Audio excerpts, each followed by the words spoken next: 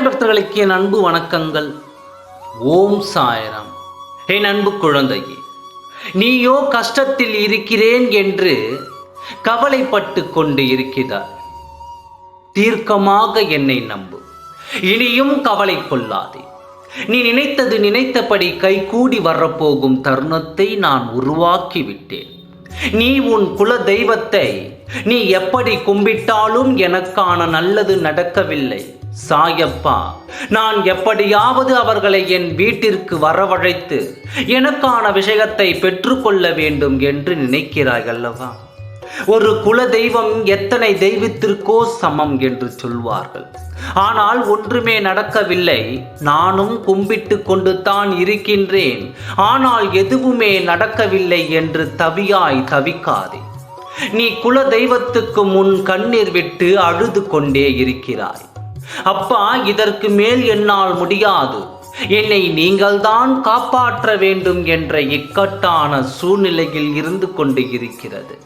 இதில் நீ எடுக்கப் போகும் முடிவுதான் உன்னை யார் என்று தீர்மானிக்கப் போகிறது. அப்படிப்பட்ட ஒரு முடிவைத்தான் நான் உனக்காக தரப்போகிறேன். இதோ உனக்கான நல்ல முடிவை தருகிறேன். நீ எந்த அளவிற்கு மகிழ்ச்சியாக இருக்க போகிறாய் என்று நீ பொறுத்திருந்து பார்க்கத்தான் போகிறாய்.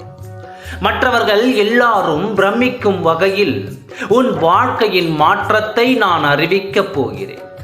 உன் குல தெய்வத்திற்கு முன்னால் நின்று ஒரு தீபம் ஏற்றி வழிபடு. உன் கஷ்டத்தை எல்லாம் சொல்லிக்கொள். அப்பா, எனக்கு இதை சரி பண்ணுங்கள் என்று முழு மனதோடு நீ பேசிக்கொண்டே இரு. நிச்சயமாக உன் குல தெய்வத்தின் வழிபாடு உனக்கு கிடைத்துவிடும். நானும் உனக்கு உதவி செய்கிறேன். உனக்கு எது கிடைக்க வேண்டும் என்று எனக்கு தெரியும். அதனால் நானே உனக்கு சந்தோஷத்தை அள்ளித்தரப்போகிறேன். அதுவரை சற்று பொறுமை காத்துக்கொள். உன் குல தெய்வமும் நானும் சேர்ந்து உனக்கான என்னென்ன விஷயங்களை எப்படி செய்ய வேண்டுமோ அப்படி செய்யத்தான் போகிறோம். வாழ்க்கையில் நடக்கின்ற ஒவ்வொரு விஷயமும் நானே முழு மனதோடு பொறுப்பேற்றுக் கொள்கிறேன். இன்னும் நீ ஏன் நம்பிக்கை இல்லாமல் இருக்கிறாய்? உன் வாழ்க்கைக்குள் நான் வந்த பிறகு எத்தனை மாற்றங்களை நீ கடந்து வந்திருக்கிறாய்.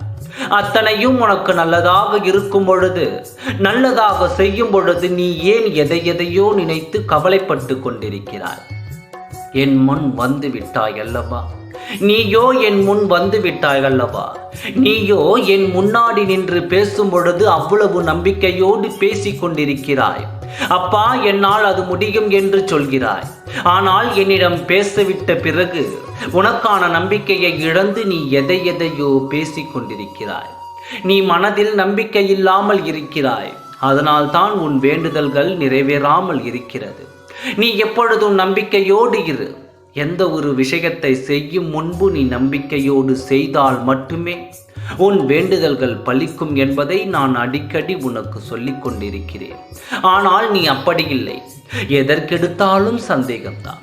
நீ முழு நம்பிக்கையோடு செய்தால் மட்டும்தான் உன் வாழ்க்கையில் அதிசயங்களும் அற்புதங்களும் உனக்கு காத்திருக்கும்.